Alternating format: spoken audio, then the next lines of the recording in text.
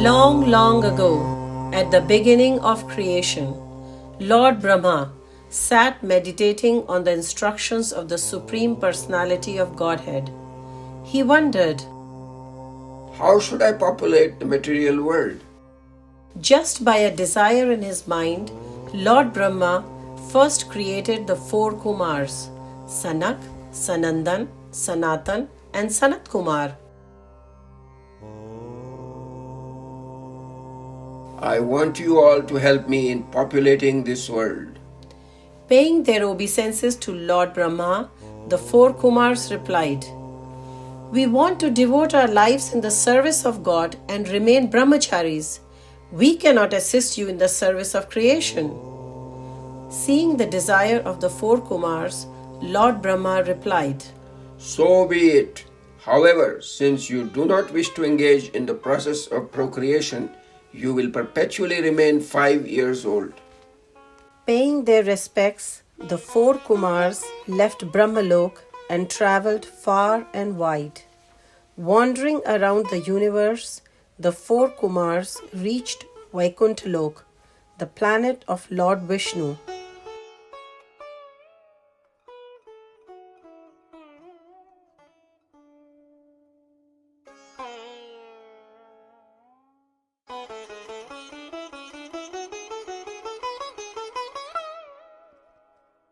The four Kumars easily crossed 6 gates of Vaikuntha-lok, but at the 7th gate they were confronted by Jai and Vijay, gatekeepers of Vaikuntha-lok. Confusing them to be mere kids, Jai Vijay stopped them. Sri Vishnu is resting. You cannot see him now. What? We can't meet Lord Vishnu? Questioned the four Kumars. The Lord is all-loving and is always available for His devotees. You cannot stop us from darshan of our Lord? Unaware of the purity of the four Kumars, Vaikuntha gatekeepers Jai and Vijay kept arguing and denied them entry. Enraged at the audacity of Jai Vijay, the four Kumars spoke. You foolish gatekeepers! You have become too proud of your position. You are not fit to live in Vaikuntha planet. We curse you to relinquish your divinity and go to the material world. Go and take birth as sinful demons.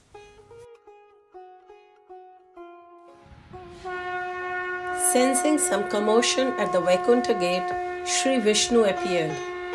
Jai Vijay, realizing their mistake, immediately fell at the feet of Vishnu, begging for forgiveness. Save us from the curse of these Kumars, O Lord.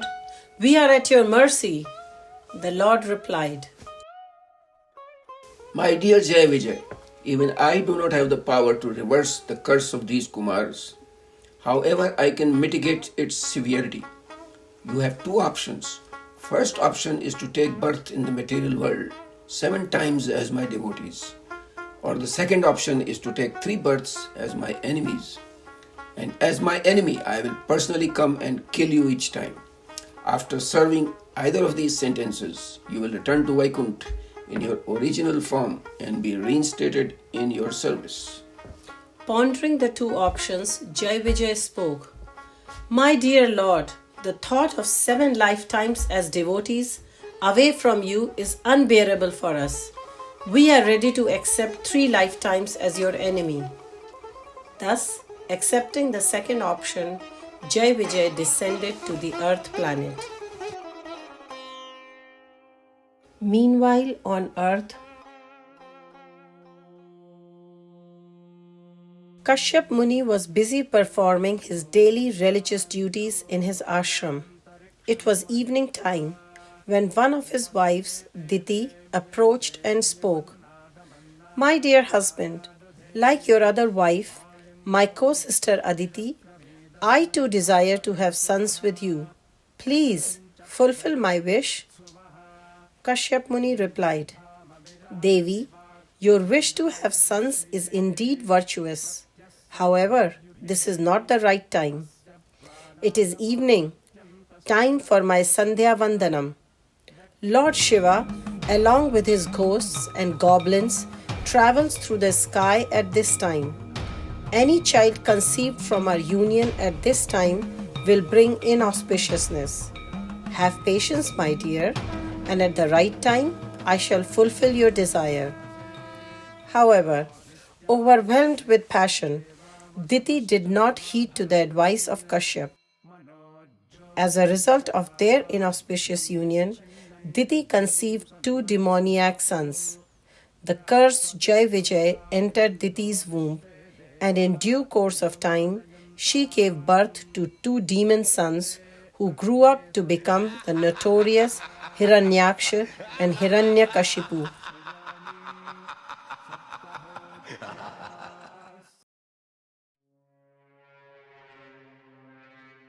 Hiranyaksha caused tremendous trouble on earth. To save Mother Earth, Lord Vishnu incarnated as Varahadev, a great boar, and killed Hiranyaksha. Maharaj, Maharaj, Hiranyaksha is dead. No! It cannot be true. No one can kill mighty Hiranyaksha. He is invincible. Sorry, Maharaj, but it is true. Hiranyaksha has been killed. Hearing the news of his brother's sudden death enraged Hiranyakashipu. This Vishnu is the arch-enemy of us Daityas. I will teach him a lesson. I shall kill Vishnu and take revenge for my brother's death. Engulfed in sorrow and consumed by anger, Hiranyakashipu decided, I need to gain more power. Yes, to fight this Vishnu, I need more powers. Yes, more power. I will perform tapasya and please Lord Brahma and get a boon of immortality. Then I shall challenge this Vishnu to a fight. Yes, tapasya, boon, more power.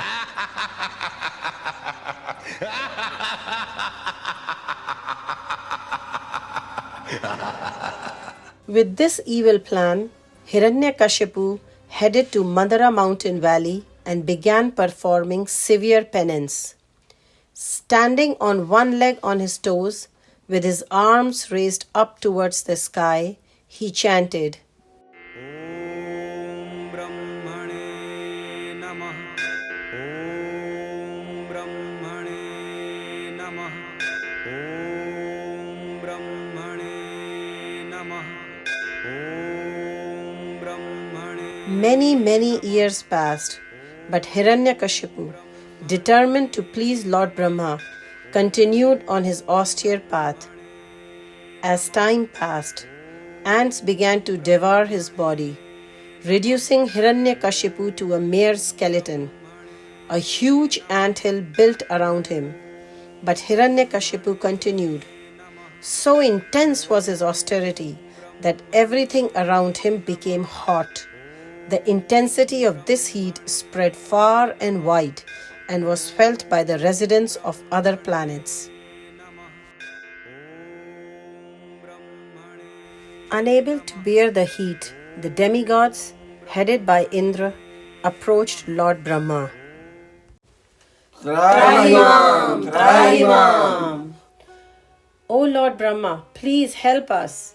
Hiranyakashipu is praying to you. His austerities have created unbearable heat. Only you can relieve us from this misery. Consoling the distressed demigods, Lord Brahma spoke. Do not worry, dear Indra. I am aware that Hiranyakashipu is calling out to me. I shall soon appear before him and relieve you from all this misery. Thus pacified, the demigods left Brahma's abode.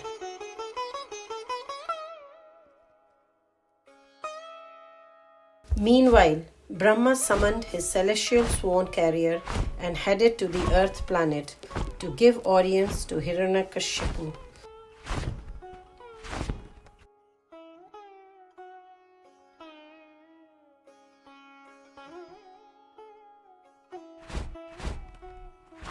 Upon reaching the Mandara mountain valley, Lord Brahma was astounded to see a mere skeleton of Hiranyakashipu buried in an anthill. Still, By the dint of his austerity, holding on to his life air, Hiranyakashipu continued to chant,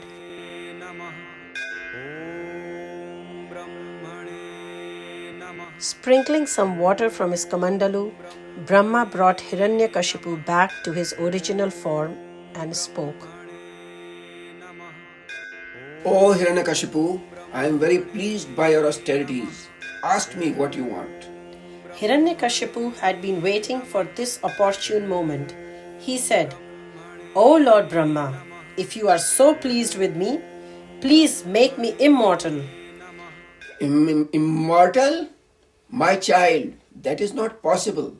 Even I am not immortal. How can I offer you a boon which I myself do not possess? Ask for something else. I shall benedict you whatever is within my power. Well, well, well.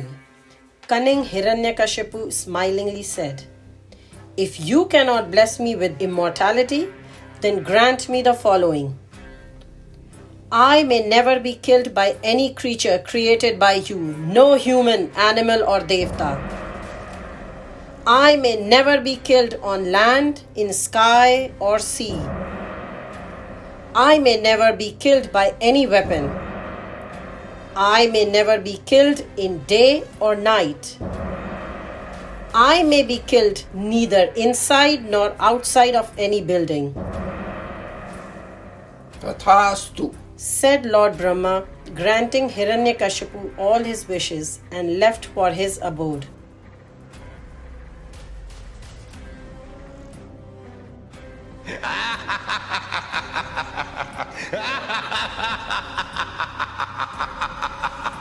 I have tricked Brahma. I have tricked Brahma. I have become immortal. Now no one can kill me. Intoxicated by the newly acquired boons, Hiranyakashipu thought he had tricked Lord Brahma into granting him immortality. Little did he know the plans of the Supreme Lord.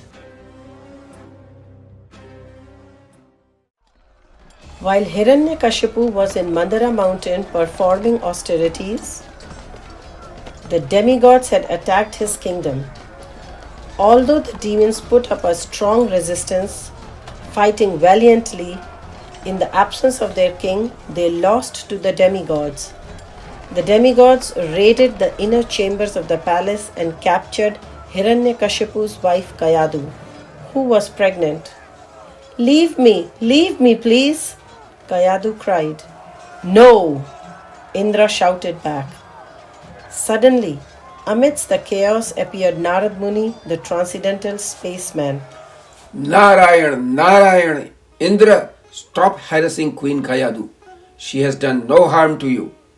But Indra, justifying his cause, spoke. Sri Narad, the child she is carrying will grow up to be our enemy. She will give birth to yet another ruthless demon. I plan to kill the baby as soon as it is born, and thus save the universe from another tyrannical ruler. Narayan, Narayan, do not fear Devraj Indra. The child in her womb will be a great devotee of Lord Vishnu. You cannot kill him. Leave the queen alone. Having full faith in Narad Muni's words, the demigods paid their respects and left for their abode. Do not fear, O queen. Narad Muni continued. Please come and stay at my ashram until your husband returns. You and your unborn child will be completely safe at my hermitage.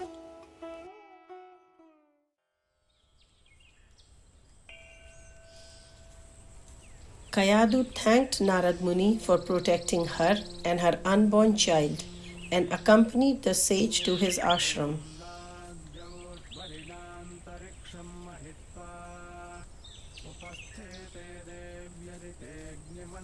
During her stay, Sage Narad spoke to Kayadu about the glories of Lord Narayan.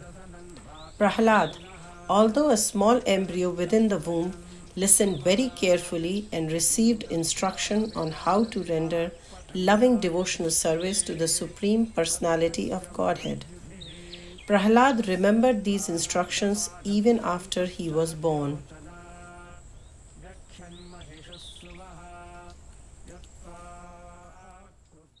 Soon Hiranyakashipu returned from the forest. Maharaj Hiranyakashipu ki Jai! Maharaj Hiranyakashipu ki Jai! Maharaj Hiranyakashipu ki Jai!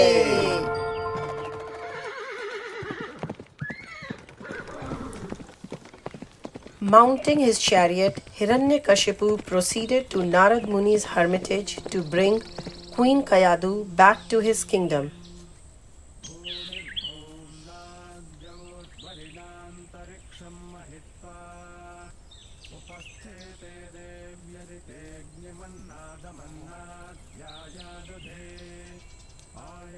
O sage Narad, thank you for protecting my wife and son from those demigods. I appreciate your kindness.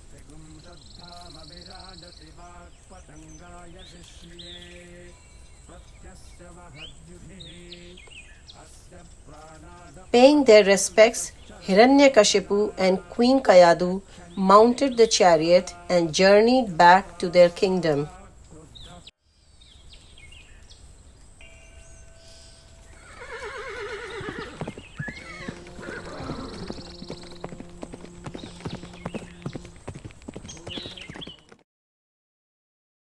Shortly after the royal couple's return, Queen Kayadu gave birth to a son named Prahlāda.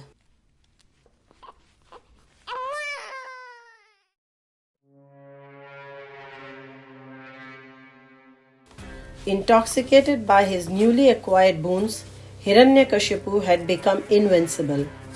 His envy and hatred towards Lord Vishnu grew to the extent that he ordered, "Go and stop all sacrifices to this Vishnu. Destroy all the ashrams and temples. Finish off the Vedic culture.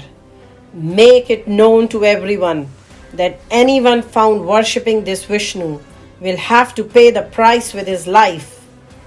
As you wish, O king." Hiranyakashipu's henchmen took this instruction to heart and left to desecrate all hermitages.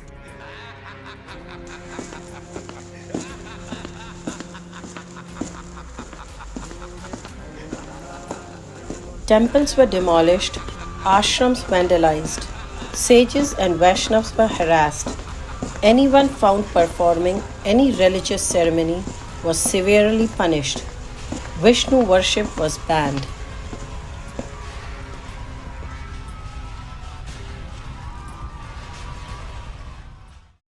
Overwhelmed by Hiranyakashipu's tyranny, all the demigods approached Lord Brahma.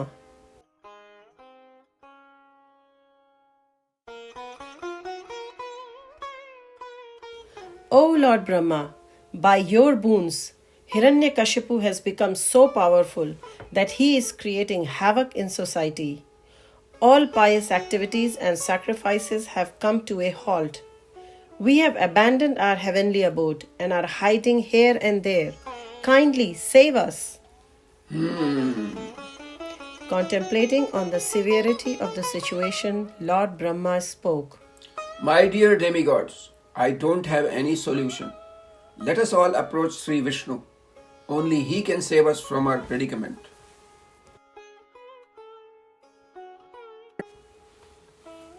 Headed by Lord Brahma, all the demigods reached the shore of Shvetadweep, where Lord Vishnu, the creator of the universe, rests on Ananta Shesh, with Devi Lakshmi massaging his feet. The demigods offered their prayers and narrated their plight to Vishnu. Smiling, Lord Vishnu spoke. Do not worry, my dear demigods. Hiranyakashipu's end is near.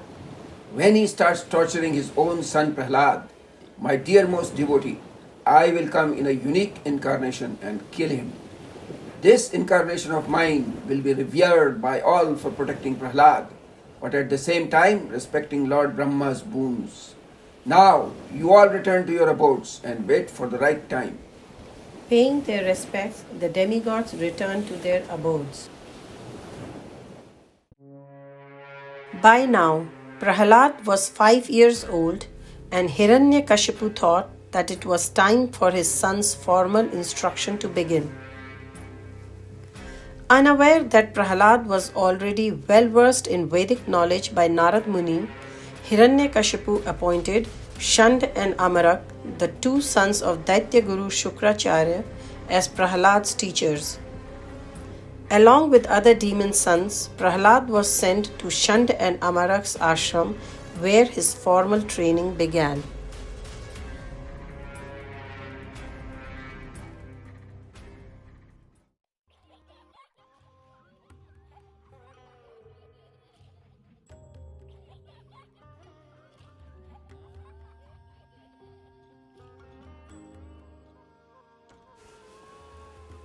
Shanda and Amarak instructed the children on the principles of dharma, artha, kam, and how to achieve a happy material life.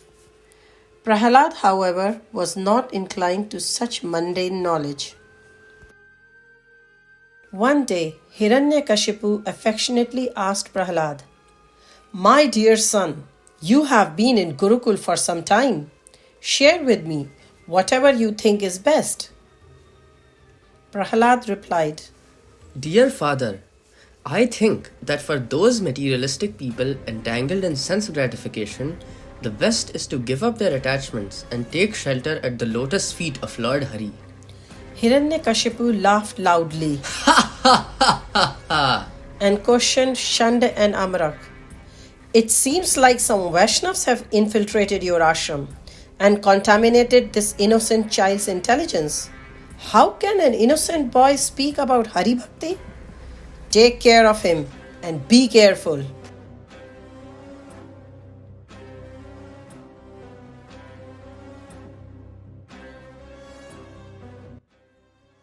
Shand and Amarak escorted Prahlāda back to the ashram and chastised him.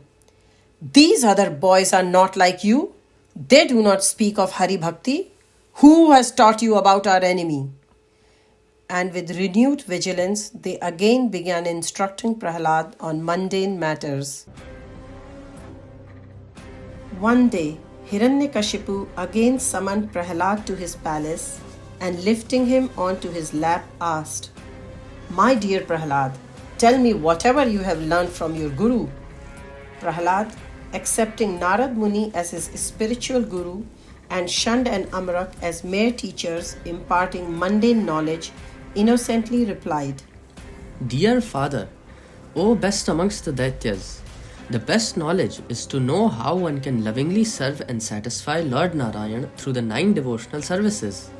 Blinded in anger, Hiranyakashipu threw Prahlāda off his lap and hissed, "Shand! Amarak! What nonsense have you taught this innocent child? Love to Vishnu, my arch enemy? Killer of my brother Hiranyaksha?" "Forgive us, O king," replied Shand and Amarak trembling. "We are at no fault. We dare not teach Prahlāda anything but Asur Vidya. Your son has natural devotion to Lord Hari. We do not know from where he received this knowledge." Consumed by anger, Hiranyakashipu screamed, "Prahlāda, you are not my son. You are a friend of my enemy. Traitor, you have deceived our family. You deserve to be punished. Guards, take this boy away and kill him." On the orders of Hiranyakashipu, fierce-looking demons with their sharp teeth and pointy nails dragged Prahlāda out of the royal assembly. With threatening voices they chanted, "Chop him up! Cut him to pieces! Pierce him! Kill him!" As hard as they tried to kill Prahlāda, some invincible force seemed to diffuse their efforts. And amongst all the uproar, little Prahlāda sat silently, palms folded, meditating on his dear Lord Narayan. Tired and unsuccessful in their attempts, the demons reported back to Hiranyakashipu. Hiranyakashipu's heart had turned hard as a stone. He was not ready to accept his defeat. He tried different means to kill his son Prahlāda. "Throw Prahlāda off a high cliff. Let's see how he survives the rough terrain." Prahlāda simply remembered his Lord, and unseen to others, Lord Vishnu personally came and caught Prahlāda in his loving arms.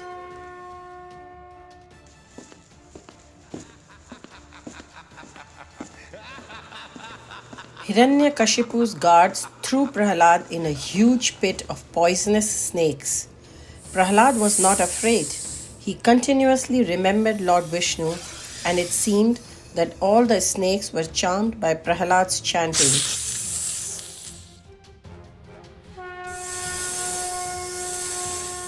Throw him in hot boiling oil. Let this traitor scald to death, ordered Hiranyakashipu. The demons brought a big pot of oil.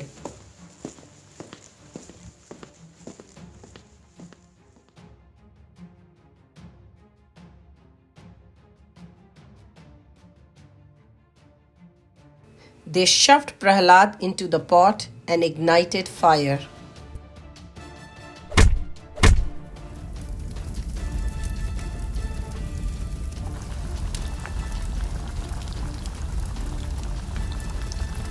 Unfazed, Prahlāda sat into this bubbling hot oil. He simply folded his palms, remembering his Lord, and the hot oil felt like cool sandalwood paste to him.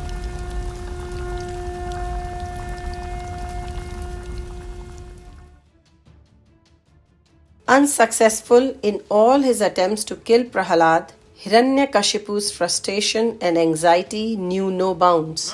He summoned for Shand and Amarak. "Do not worry, O king. Give us a second chance." Shand and Amarak pacified Hiranyakashipu. "Prahlāda is just an innocent and stubborn boy. He will change all his Hari Bhakti once we train him in our Asurik Vidya. We are confident he will forget Vishnu." Assuring Hiranyakashipu of their capabilities, Shand and Amarak brought Prahlāda back to their ashram and started teaching him all over again the principles of Daitya philosophy. Like an obedient student, Prahlāda would submissively listen to what Shand and Amarak had to teach. However, when they were not in vicinity, Prahlāda, out of compassion for fellow students, started sharing with them devotional knowledge.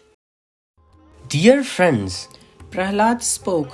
you all also can become devotees of the Lord, just like me. "Really, Prahlāda?" one child asked. "We can become devotees like you?" inquired another. "We are Daityas. Will Lord Vishnu accept us?" doubted another. Yes, yes, yes. Prahlāda replied. Dear friends, you can all become devotees. The goal of life is to lovingly serve God, not waste this precious time in eating, sleeping, mating, and defending. Attracted by Prahlāda's kind and gentle nature, soon all the children in the ashram started happily chanting and dancing with Prahlāda. The Daitya children became devotees of the Lord, rejecting instructions of their teacher, Shand and Amara. The whole ashram echoed with the chants of Narayan.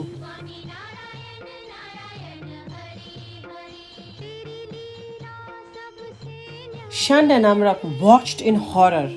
Unable to control this mass devotional conversion, they rushed to inform Hiranyakashipu. Maharaj! Maharaj! We cannot do anything with your son Prahlāda. He has polluted the hearts and minds of all the students. Now the whole ashram is echoing with the glories of your enemy Vishnu, and all because of your son Prahlāda. Prahlāda, you traitor! Hiranyakashipu hissed like an injured snake. I hear you are teaching glories of Vishnu to the other students in the ashram. Are you not afraid of the consequences? Tell me, where do you get your power from? Under whose protection are you so fearless? Dear father, Prahlāda replied, my power comes from the same source as from where your power comes. The all-powerful, all-pervading Lord Vishnu. Vishnu, Vishnu, Vishnu! Where is your Lord Vishnu, Prahlāda? You say he's all powerful, he's everywhere. Then is your Lord in this pillar? Hiranyakashipu pointed to a pillar as he raged. Prahlāda calmly replied, Yes, Father, my Lord is everywhere. He is in the sky, in the air, and on land. He is in me, he is in your heart, and yes, he is also in this pillar. Raging with anger and envy, Hiranyakashipu roared, So you say your Lord is in this pillar? Let me see. Will he come and protect you? Saying this, Hiranyakashipu struck the pillar with his sword. Suddenly, with a loud rumbling sound, the pillar started to crack open. And with a deafening roar, a unique figure began to appear from the pillar.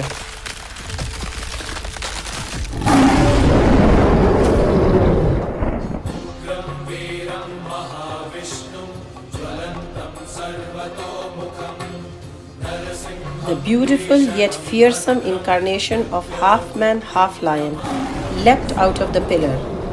Dazed, Hiranyakashipu looked at the fearsome form of Lord Nṛsiṁha. But under his false pride, he thought, No one can kill me.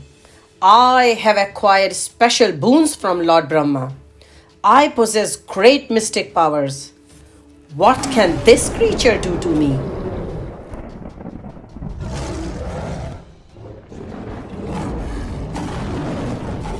Thinking thus, Hiranyakashipu swirled his sword and attacked Lord Nṛsiṁha. A long fight ensued between Lord Nṛsiṁha and Hiranyakashipu. Scared of Lord Nṛsiṁha's fearsome form, all the Daityas, guards and soldiers hid or ran away. The demigods appeared in the sky to watch this wonderful pastime of their Lord with great admiration.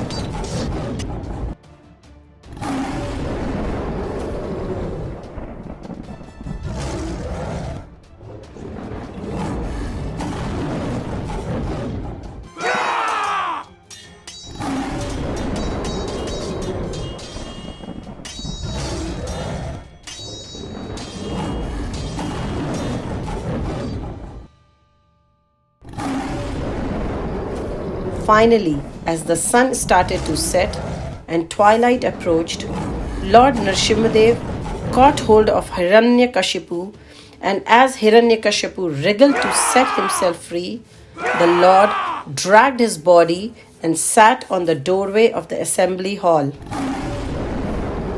Placing Hiranyakashipu on his lap, he ripped open the demon with his bare nails. The Lord had respected all the boons Hiranyakashipu had asked of Lord Brahma. Lord Nṛsiṁha was neither human nor animal. He was half man, half lion. The Lord was not Brahma's creation. It was neither daytime nor nighttime. It was twilight. Hiranyakashipu was neither inside nor outside. He was on the threshold. Hiranyakashipu was neither on land, nor sky, nor the sea. He was on the lap of the Lord. And finally, the Lord did not use any weapon. By his bare nails, he killed Hiranyakashipu.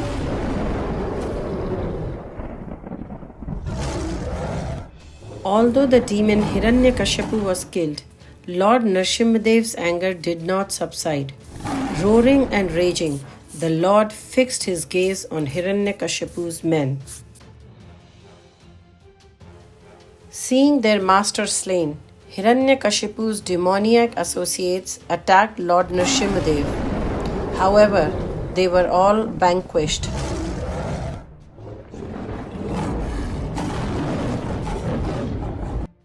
Even after slaying all of Hiranyakashipu's soldiers, Lord Nṛsiṁha was still in a ferocious mood.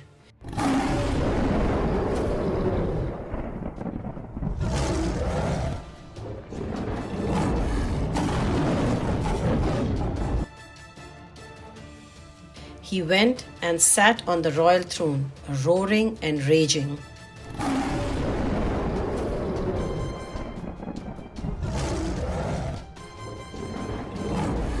all the demigods, headed by Lord Shiva and Lord Brahma, appeared, but no one could muster courage to approach Lord Nṛsiṁha Dev.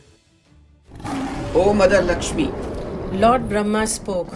you are the mother of the universe. Please go ahead and pacify your husband's anger. Mother Lakshmi replied, My dear Lord Brahma, I have never seen my Lord in such a gruesome form. Even I find myself incapable of pacifying him. Not understanding anything, all the demigods approached Prahlāda and spoke. Dear Prahlāda, the Lord appeared in this form simply to protect you. Now, only you can pacify him. Go ahead. On the request of all the demigods, little Prahlāda, with folded hands, humbly approached Lord Nṛsiṁha Dev and offered his loving prayers. Pleased with the pure love of his devotee, the Lord calmed down and gently placed his lotus hands on Prahlāda's head. The Lord spoke, I am very pleased with you, Prahlāda. Ask me anything you wish. With tears in his eyes, Prahlāda humbly replied, Dear Lord, I am not a businessman that I expect something in return for my devotion. I just want to serve you birth after birth. And as for my father, I hope that he may be delivered from his ignorance. Lord Nṛsiṁha Dev smiled. Dear Prahlāda, you shall rule this entire earth for thousands of years, and then you will return to my Vaikuntha planet. And as of your father, know that the members of any family that give birth to a pure devotee like you shall be liberated from the cycle of repeated birth and death. Such is the story of the Lord's love and protection of his dear devotee Prahlāda. Bolo Nṛsiṁha Dev Bhagwan ki Jai! Bolo Prahlāda Maharaj ki Jai!